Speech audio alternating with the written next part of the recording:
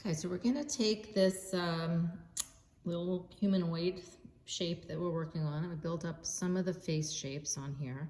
Now we're gonna cover them with a skin tone. This is a very light, fair skin tone. If you're doing the witch, you can either do this or do green. I did a light skin tone for the vampire. You could actually probably do the vampire with just white skin if you wanted.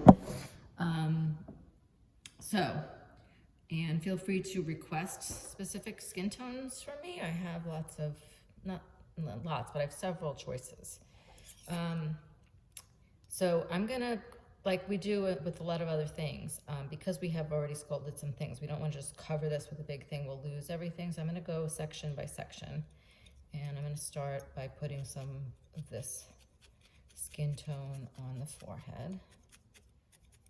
It's okay if it's going beyond the forehead, and so that I could poke down these eye sockets again. I'm going to poke this down and reinforce the shape.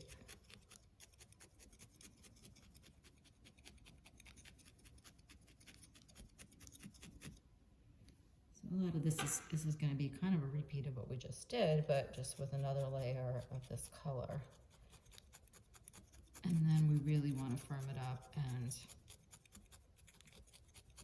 finish sculpting the shapes. Well, we're going to finish at this point sculpting the chin and the forehead, and the nose. Like I said, when we do the eyes, so I'm going to put a piece. So use a forehead piece, a chin piece. I'm going to do each side of the face, and then the nose. When we'll do a video with the eyes, and when we do the eyes, we then have to go back and cover them partly with eyelids, lower lids and upper lids. I do like the full-on eyeball for these. This was what we're gonna do. We haven't done this before. Because it's a full-on eyeball, we then have to build up the eyelids and the under the eye, and that includes like the tops of the cheeks. So don't worry about the cheeks quite yet, because we're gonna build that up some more. You do want to have something there. If it's like just totally sunken in, you're going to have to use way too much of the skin tone to get it where you want it ultimately. So let's get all this on there.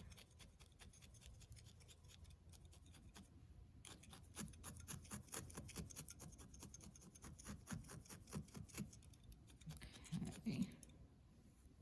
And if you see, it's like anything else with adding color, if you see some spots that look a little blotchy, you can put another layer and blend that in.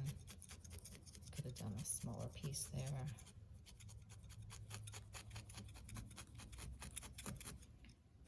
I'm not going to do it for this set of videos. I'm going to wait for the Santa. I'll show you how to do like little rosy cheeks, but I don't think the witch is going to need, or the vampire needs rosy cheeks. So we probably won't be blending other colors on there. If anybody wants to, we can do it in live Zoom. But the Santa class, we'll do some other blending skin tones to make rosy cheeks and things. Okay, so still need to add that more on the nose and build up that nose. I also build up the lips in the skin tone before putting color over them. Just gets a little more natural look for the lips. You see how I'm changing the angle. I'm going under this nose.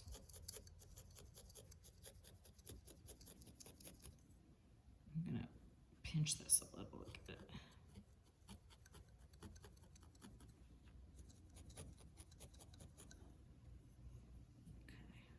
And then, yeah, so I'm going to put a little bit more wool down here.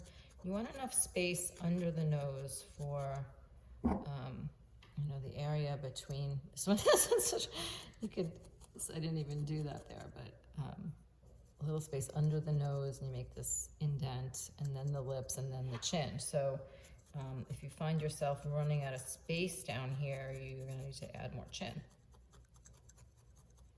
Let's partly why I like to build up the lips, to make sure that there's enough space and the chin is big enough. So I kind of outlining some lips here.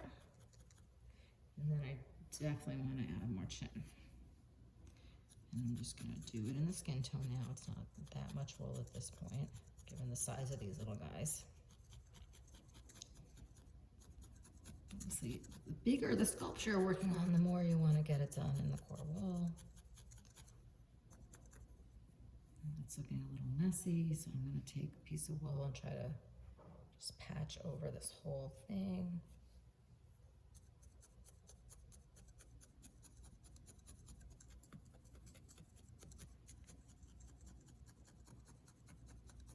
And I'm going to keep, see, I'm going under the chin to get it to stand out, and around it.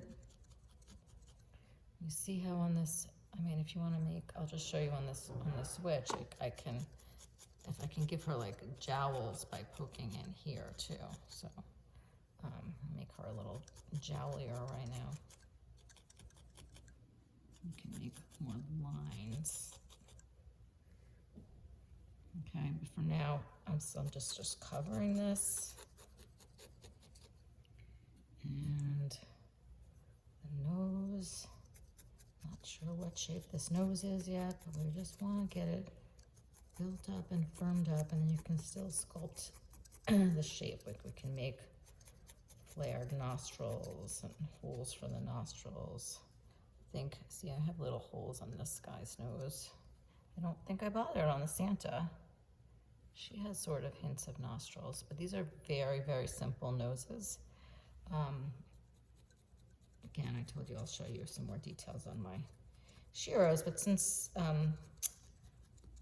if this was your first humanoid type thing, I would not worry about getting a lot of those kind of details. Just staying with cute and simple is good. This nose is still very lumpy. I can fix that. Just layers of wool and poking.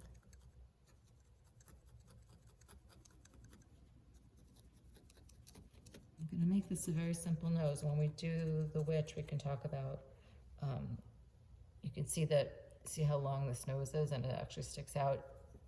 We could do a technique with wrapping a toothpick to make that nose. Other things to build it out, make it longer. Typically, this is how I build up a nose. And then I do, once it gets firm enough, you can really mark some nostrils and sculpt. To see how I go around right here, I can sculpt the outside of the nose around the nostrils. Make this part of the nose, I'm going to go sideways, make that skinnier. Obviously if I go straight in, I'm just going to flatten that back out, and it won't even look like a nose anymore. So it's kind of lopsided, as you can see, but I can just keep adding little bits of wool to this nose. I guess this video is going to be like adding skin color and building up a nose. That's what we're doing right now. That's what this one will be, and then we'll stop and do the eyes separately. Okay,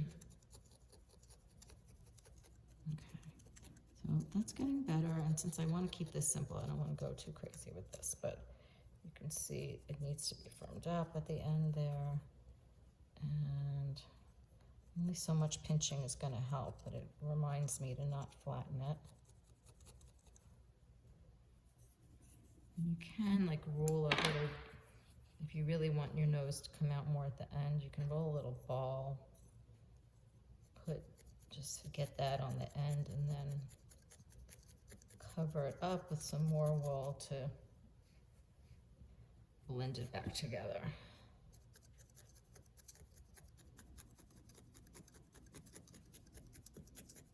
So you could see that just with enough time and patience and poking, you can make your nose any shape you like. And like I said, I'd go, once you have your nose done, if it's firm enough, you can really indent. See, I'm going way, way, way deeper in there than I usually say. Don't use this part of the needle, but if you want to make, if you really want to make indents for nostrils, go all the way in, and you may even want to use like the biggest needle, your blue needle, okay, to really make indents, or you can just go in a bigger, more than one poke, make a bigger indent for nostrils. Can you see that? And that is good to do now, because in case you're going all the way through, like I think I did go all the way through and poke the back of the head. So it's a good thing to get done earlier on. It's not something you want to do at the end when you might mess something else up. But at the end, you can use a different tool or something else to poke in there, or just, like I said, see, I can poke more shallowly, but in a bigger circle. Okay, so there's, it's not my favorite nose ever, but it looks like a nose, see? And in the next video, we will focus on the eyes and then build up the rest of the face. There's so much more detail to come. This is going to be a whole lot of videos.